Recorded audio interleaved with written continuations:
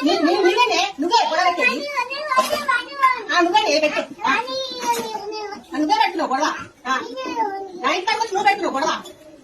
నేను పెట్టేది నేను కాదు ఫీ కాదు నేను కాదు రేపు పొద్దున్న గొడవ పెట్టడం వచ్చా మరి రాలే కదా ఎంత వచ్చినా రావద్దు మరి రావద్దు నేను రావద్దంటే అందరు అట్లే అందరు అట్లే చేశారు నడు రావద్దు అసలు రావద్దు నా ఇంటికి ఎందుకు ఎందుకు నా ఇంటి కాదు ఎందుకు కూడా పెట్టుకోలేదు నువ్వు పెట్టుకుంటు నువ్వు పెట్టు